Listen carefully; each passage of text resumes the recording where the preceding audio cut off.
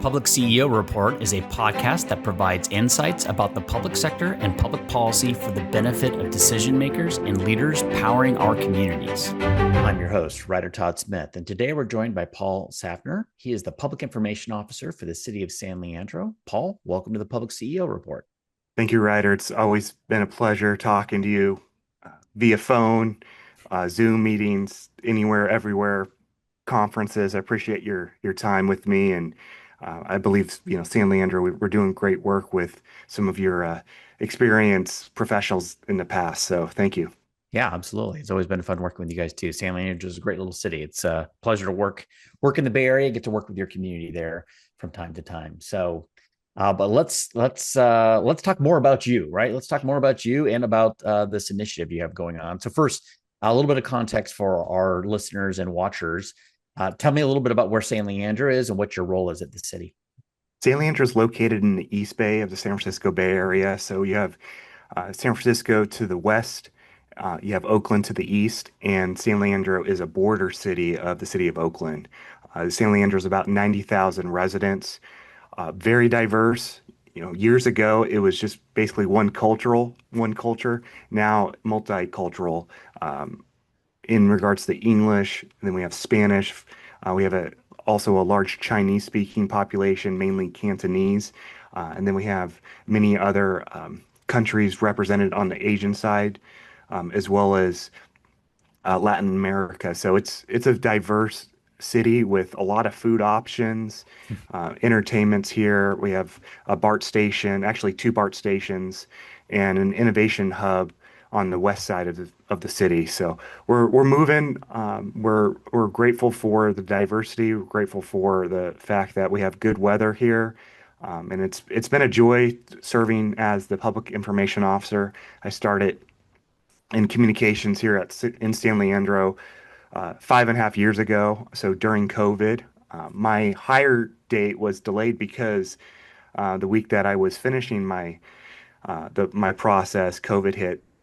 So I started May of 2020, and the rest is history. I'm just grateful for people that invested in me at that time. And prior to San Leandro, I worked for a county supervisor and also lived in San Leandro. So I was involved in San Leandro community events and board there. So. All right. Well, great history. You certainly know the community well and have been chugging along doing great work in that community for some time now. But that work in local government communications in particular has brought kind of to your attention a growing gap that exists with a focus on trying to integrate emergency alerts into our communities via the YouTube website and application and whatnot. So first of all, before we talk about that, explain to me a little bit like why you're seeking this solution. What inspired you to tackle this particular issue of emergency alerts within the YouTube framework? Even outside, Ryder, of YouTube, Mm-hmm. every disaster has some takeaways.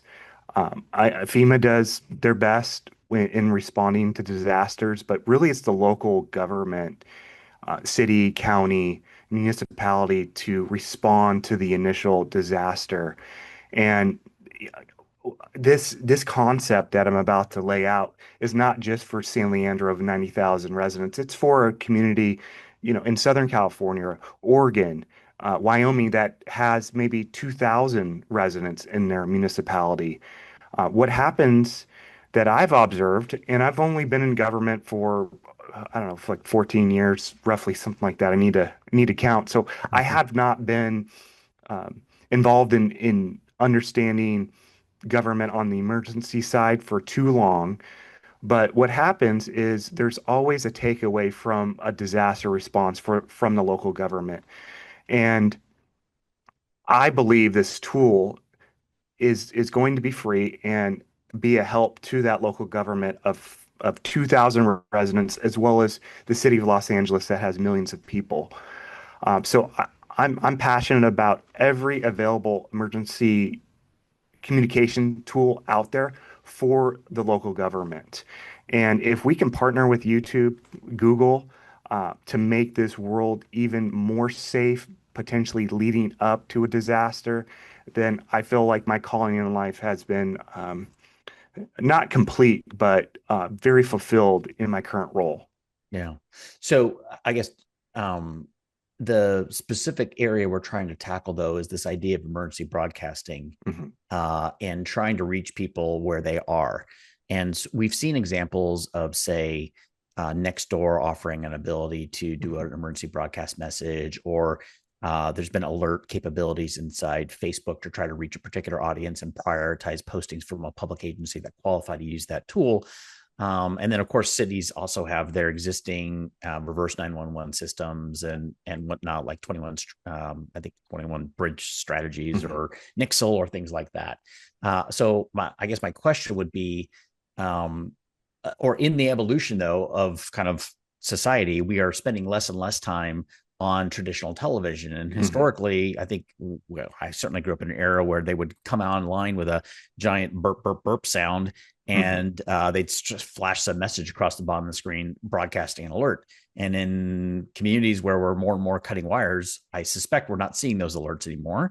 But what we are seeing is a lot of people moving to online streaming platforms like Netflix or Peacock Network or Hulu or YouTube to be watching their television. So is that this is the genesis, I think, of where you're trying to come up with in a way for agencies to deliver emergency messages through platforms where people are spending time? Is that an accurate description? Correct. So we went from radio back in the day to broadcast an emergency message to TV, and now we're transitioning to streaming. Well, there hasn't at this point been a conversation about emergency alerts via a streaming platform.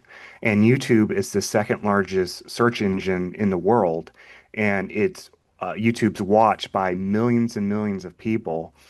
What better way for a local government to pre-record a video stating that there's an emergency and to go to the resident, go to the website, their municipal website or their Facebook page or wherever to get the latest information.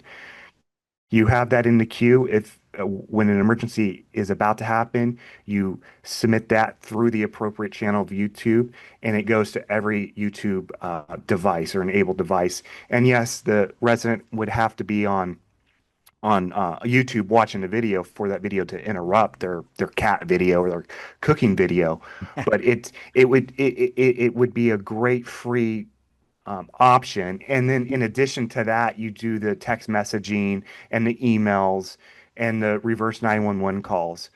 It's a free platform, like you mentioned, Ryder, with Facebook and Nextdoor.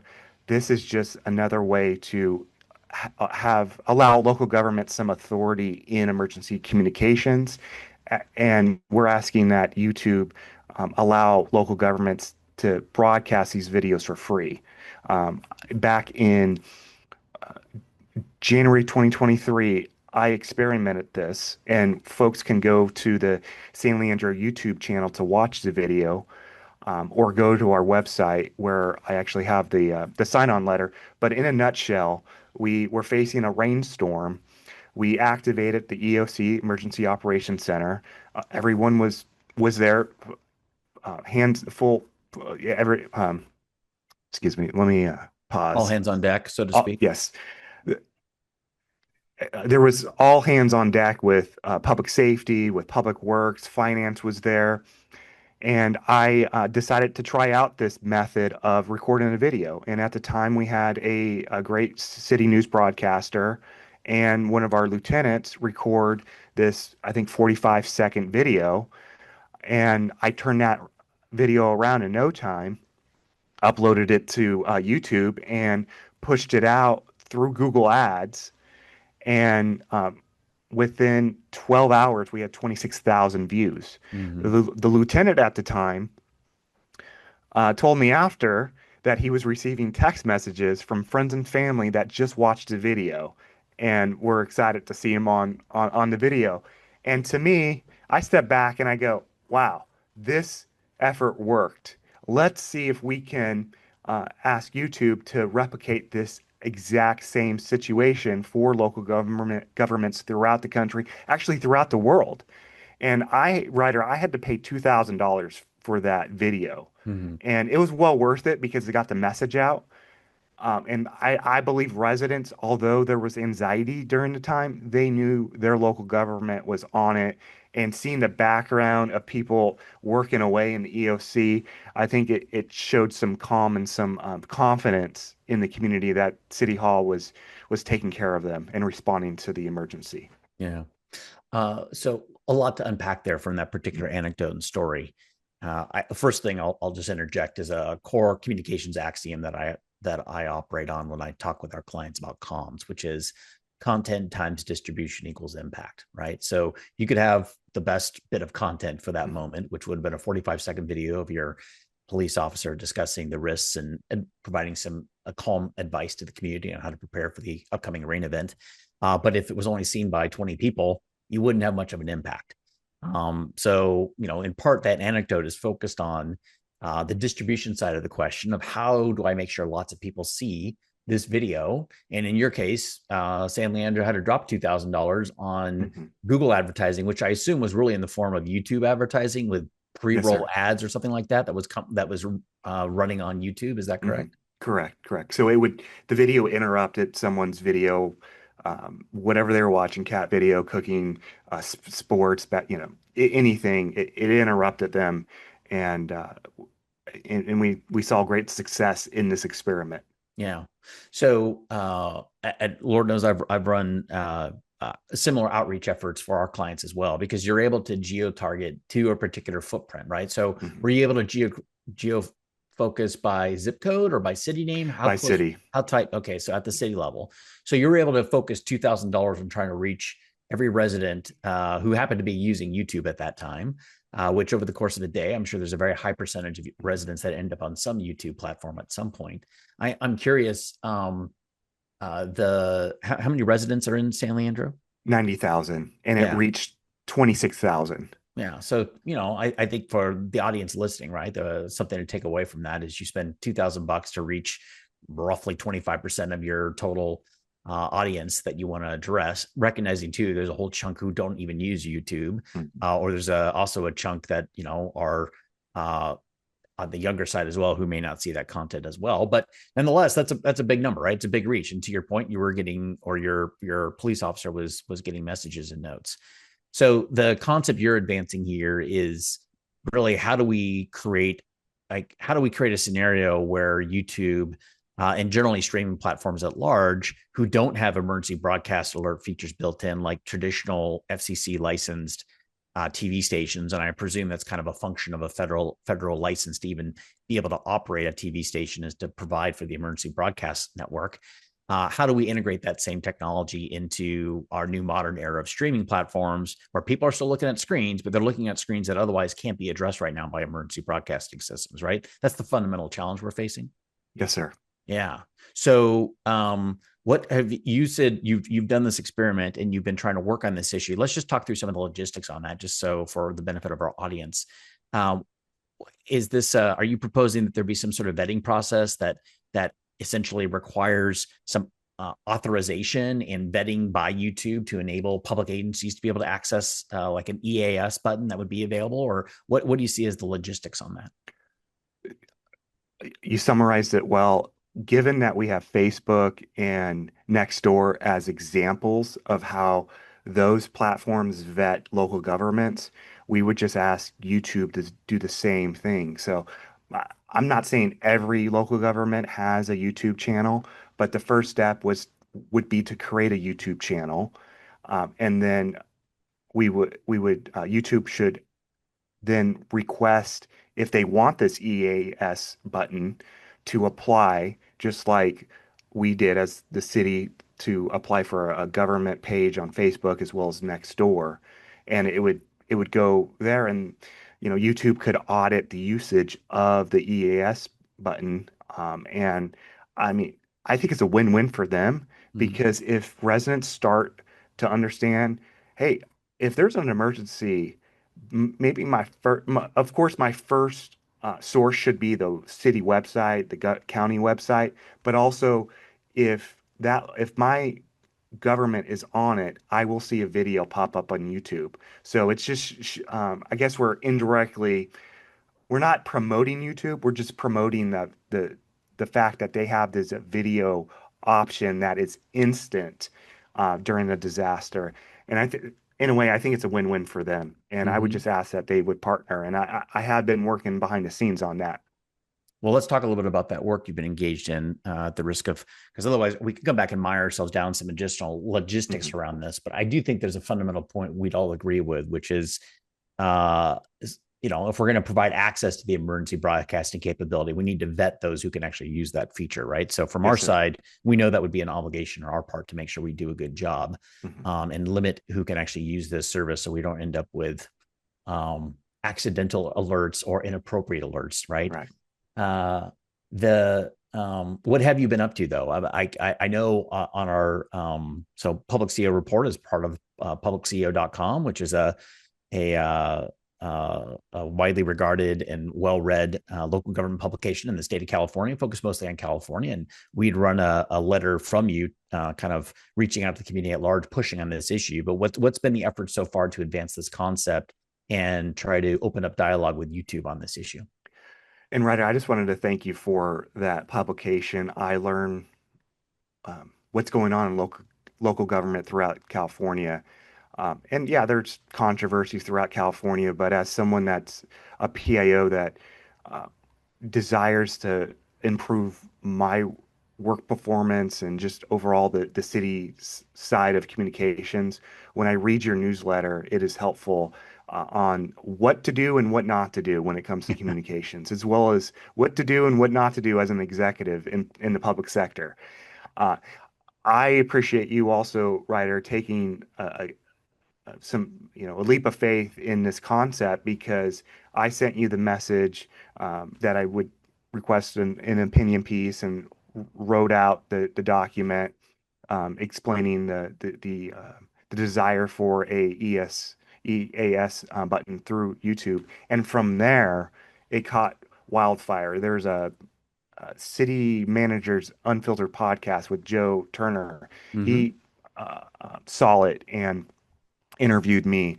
And now we have over 30 plus individuals and organizations that have signed on to this letter, which I'm grateful. So it started with a conversation with you, Ryder, and now it's catching like wildfire, in a good way. Mm-hmm. To then now present it to Google, to YouTube, and I'm scheduled to present the letter via email and mail it to them in late January of 2026. So I'm excited about the fact that there was this idea that was grassroots and other PIOs, city managers, county executives, emergency response professionals signed their name in trusting that this idea has legs and they want to see it in their community. And these individuals, organizations are throughout the country. And I can probably go throughout the world if I had time, but this sign-on letter, anyone can see it. It's on our website. Is a start to a great conversation with YouTube. Yeah. Well, first America and then the world, Paul. You got Yes, to take baby steps, my friend, yes, baby sir. steps. So the hope here is that this letter will crack open the dialogue with YouTube to get them to really significantly explore this kind of feature functionality option and have some sort of more direct relationship with emergency alert organizations in California and beyond, of course. Easy enough for them to roll out how they want to deal with this. I mean, I say that we're not the programmers, but we get it. Mhm. And partly this is to appeal to their maybe social obligations they have as huge players in the communication space, just like Facebook and Nextdoor have recognized, to help be partners with emergency alert oriented organizations like cities, counties, special districts, what have you, to be able to get that information out. I assume that's the appeal we're trying to go for here. Yes, sir. So, and hopefully YouTube is like, this is a no-brainer. And then Hulu and Peacock, Paramount, they do the same thing. And yes, there's more work on the local government side and pushing out the content, but I want to present the idea and see how local governments will respond to it. So far, the folks that I have uh, reached out to believe in this idea, Mm-hmm. and we'll just continue to have a conversation because if one life is saved through a free video, then it's worth it. And yes, this will save more than one life, but I'm just looking at that one person, that that child that might be on their phone, child or over 13 years old, seeing that Right. video and then telling their mom and and going from there. And maybe the child knows English and the video comes out in English, and the mom or dad speaks a different language, and that message is timely. The child sees it, and then the family evacuates. Yeah. Yeah. You raised an interesting point there too about kind of universal access to these communications. I know, particularly when you come from such a diverse cities like San Leandro and like many of the cities I have the honor to get to work in, like we do have very diverse communities, particularly here in California, where English is for a segment of population's second language. So, and I think you foresee some advantages of a digital platform like YouTube and its capabilities to address communities like that. Could you talk about that a little bit? Yeah, so I have had the honor of pushing out Google Ads because, at one point our city budget had enough funds for Google Ads, and I would advertise, $50 here and there, or $100 depending on what it was. And at one point, our police officer vacancy rate was so high that I was just pushing out funding or money in Google Ads to promote the police officer position. And within Google Ads, there is an option to just target English speaking people or Spanish or Chinese or other languages. And I've seen great success in pushing out that content where 5.5 years ago, I was at 233 subscribers on YouTube. Now we're at nearly 14,000 subscribers just on YouTube.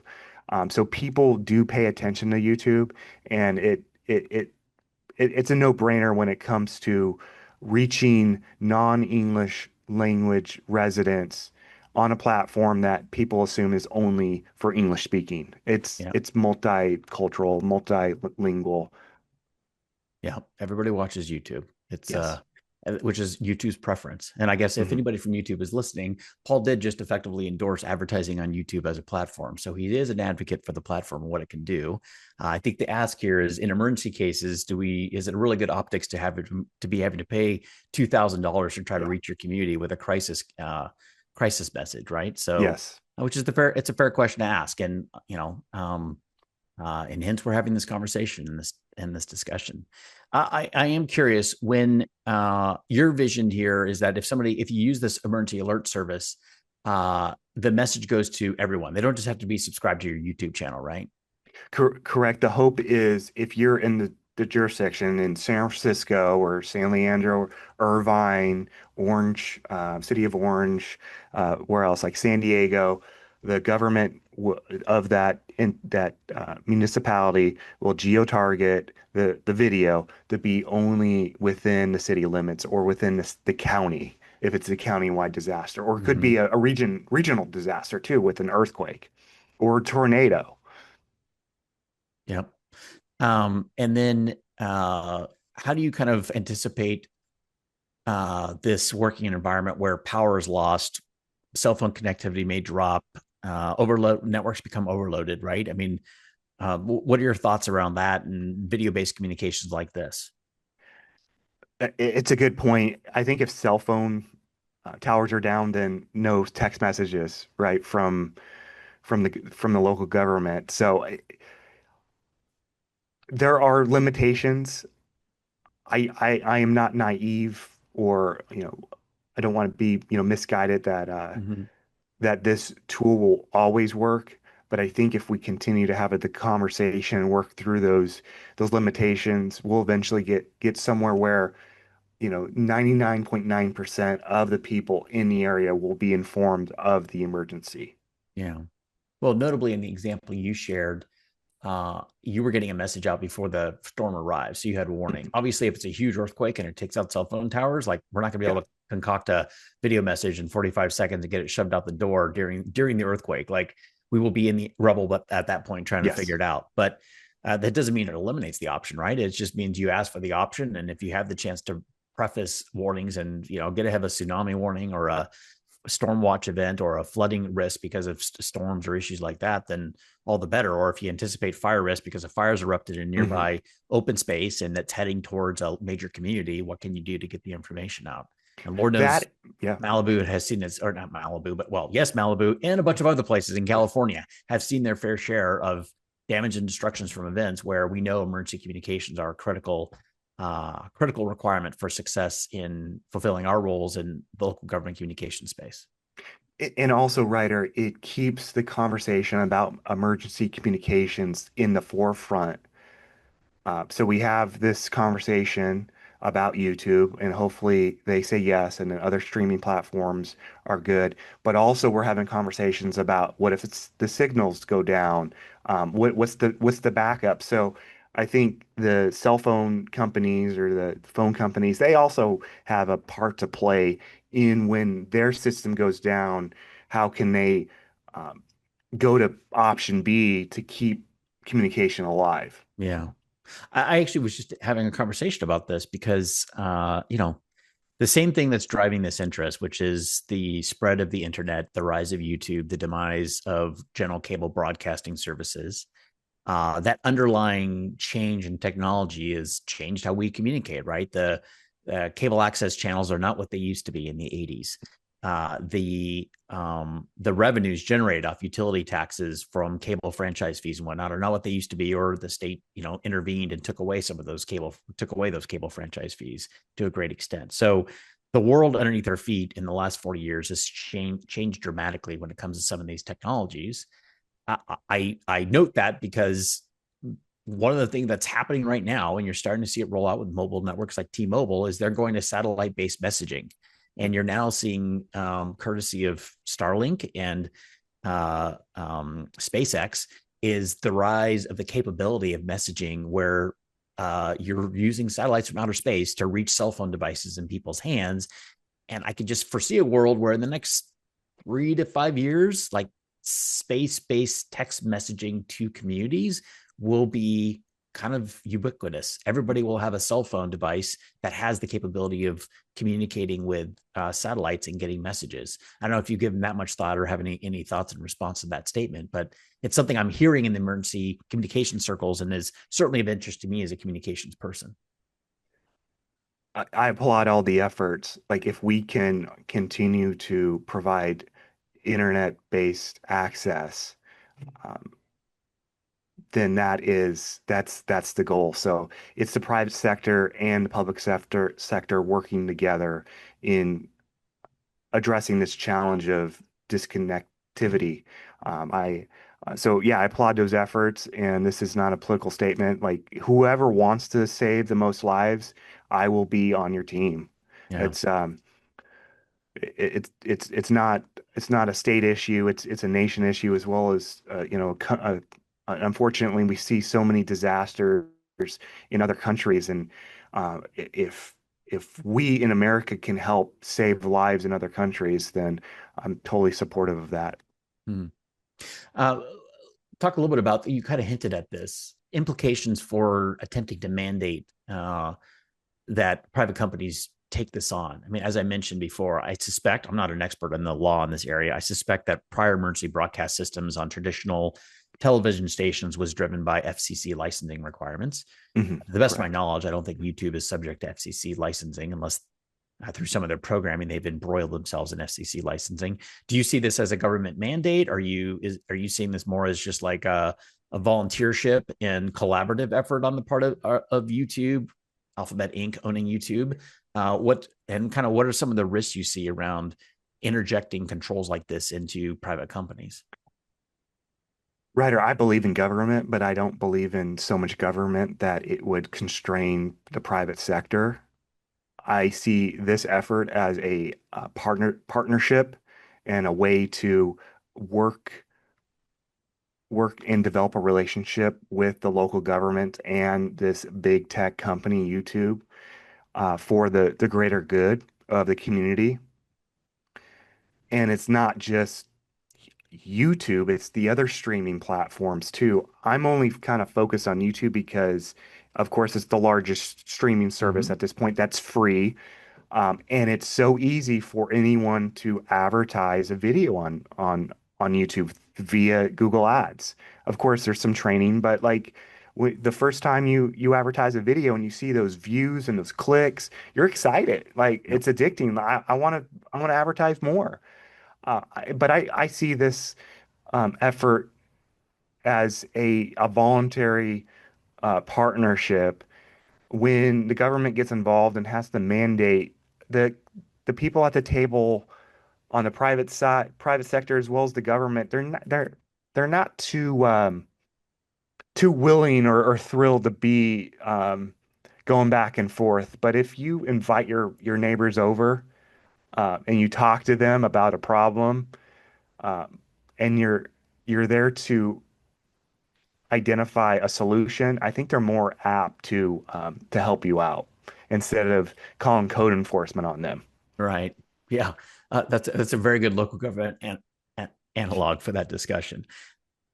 And I would agree. I mean, I think it's interesting to look at why did Facebook or Nextdoor decide to offer those Yeah. features, and I think part of it was a recognition of their broader responsibility, and part of it was I think they certainly both have an interest in being good stewards and good partners with government agencies in general, not in some sort of Gestapo sort of way, but more just as a, we need to be integrated in societies and help serve communities in positive ways. And they knew they had platforms and capabilities to do things that city governments otherwise didn't have on their own unnecessarily, or had bigger reach than a lot of the cities had on their own. So it is a very powerful opportunity, I think, for these companies to consider how else they might partner up with the cities.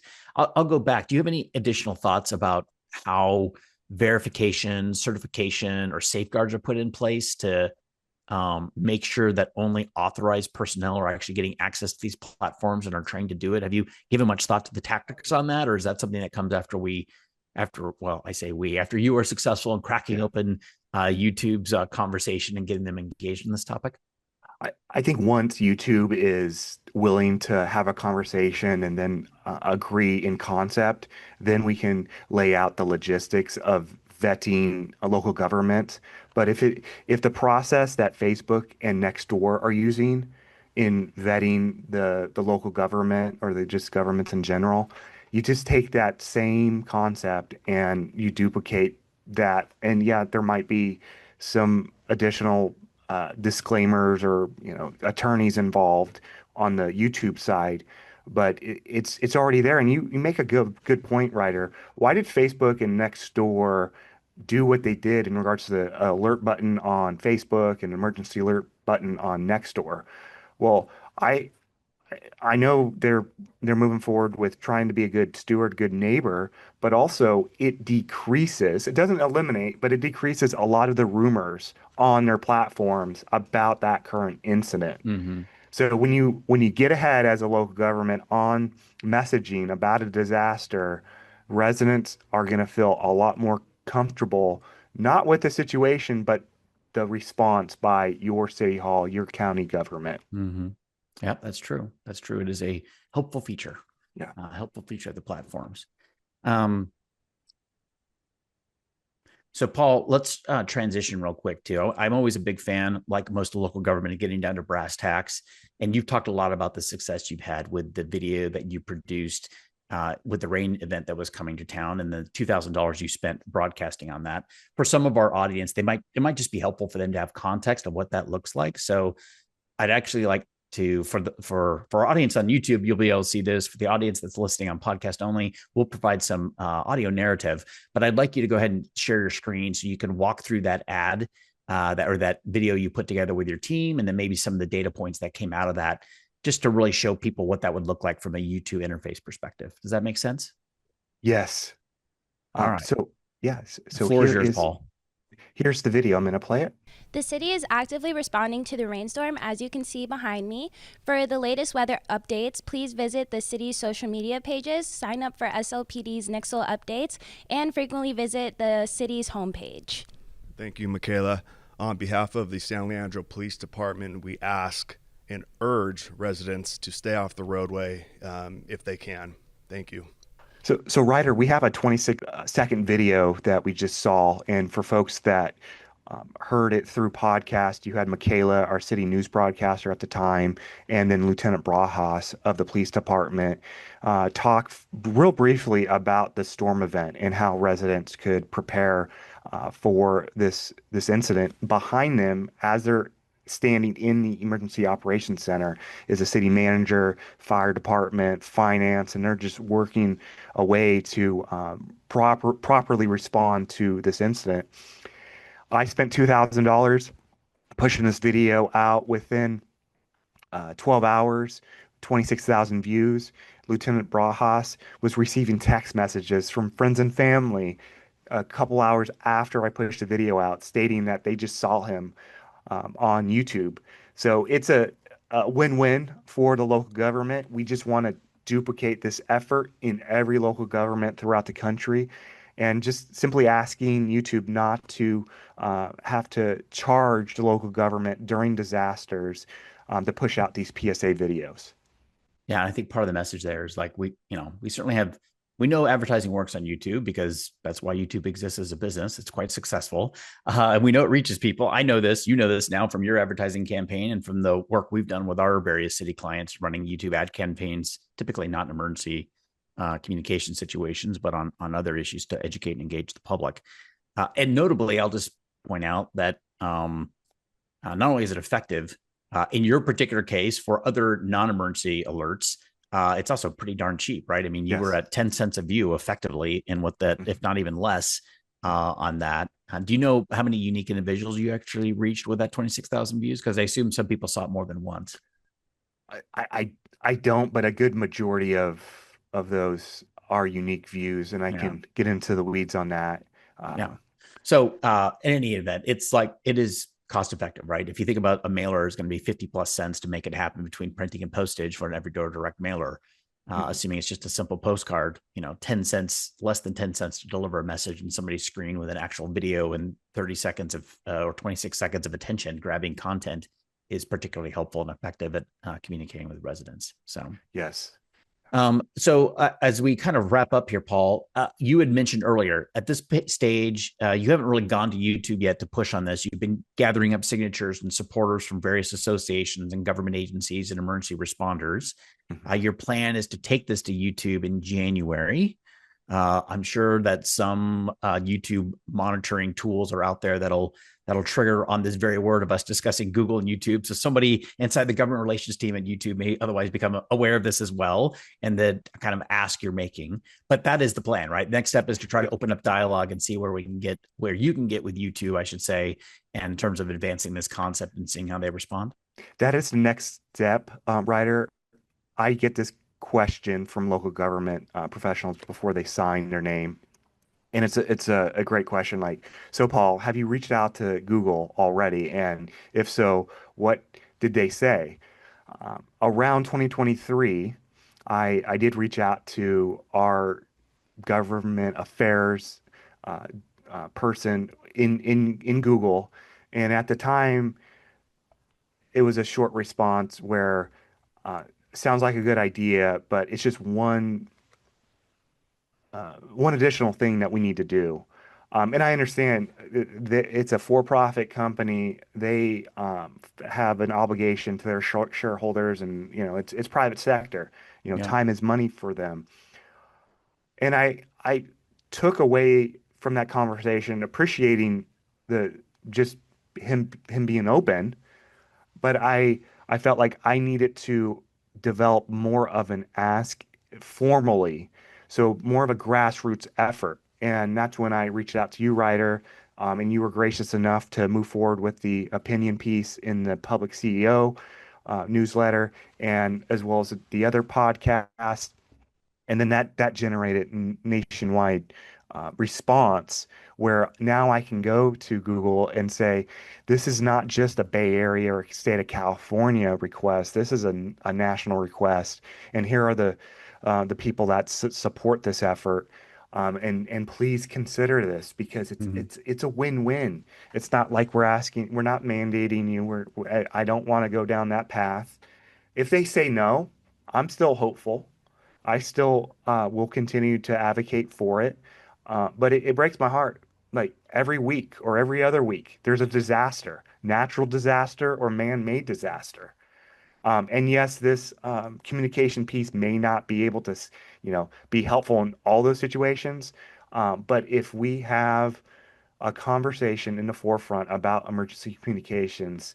Like I said, the reason why I was created was to give back and to serve others. And it's fulfilling, and it's not about me. I don't need my name a part of this. I'm just pushing this effort because there was a gentleman by the name of Nate Miley who was my still my mentor, county supervisor, also former city council member with the city of Oakland. And he was a community organizer before he got into office. Long story short, I learned how to community organize because of him. I'm here because of him, working for the city of San Leandro.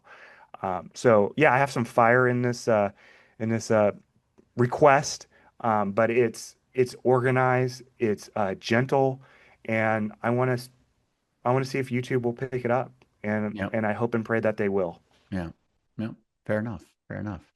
You had mentioned also that people could learn more about this effort somewhere on a website. What website can they go to, or how do they find out more? So they can go to sanleandro.org/alert button support letter, or just find me on LinkedIn, Paul Sanftner. I have a picture on the beach holding my wife. She's amazing. So if you see that picture, you got me, and I can That's the send right you guy. the That's the message. right Paul. Yes, that's the right one. But yeah, it's been great. And you can once you go to the website, you can read through this proposal, and there is a current draft letter of all the signatures. And then if you would like to sign on to it, then just scroll all the way to the bottom of the website. There's a quick form. Insert your name, your agency, and it comes to me, and I'll reply back to you saying thank you so much for your trust in this effort. Okay, great. And if people want to get a hold of you, do you have an office number and an email address you could share? Yes, office number 510-577-3372. And then my last name's complicated, so I'm going to spell my email address slowly. So it's P as in Peter, S as in Sam, A as in Adam, N as in November, F as in Frank, T as in Tom, N as in November, E as in Edward, R as in Robert. So P Sanftner at sanleandro.org. PSANFTNER at sanleandro.org. Great. And we'll also put in the description for the YouTube video and then show notes for podcast purposes, that additional information as well to make sure people can find it. I appreciate that. And that is today's report. My thanks to Paul for joining us from the whole PublicCEO team and myself, Ryder Todd Smith. Thank you for your time. We hope you learned something new and inspiring that will help you in your public service. Remember, PublicCEO has a daily newsletter that is free to those who sign up at PublicCEO.com. Thank you for tuning in to this edition of the PublicCEO Report. If you enjoyed this episode, please consider subscribing across all of our platforms so you never miss out on this great content. You can find us on Apple Podcasts, YouTube, Spotify, and Amazon Music.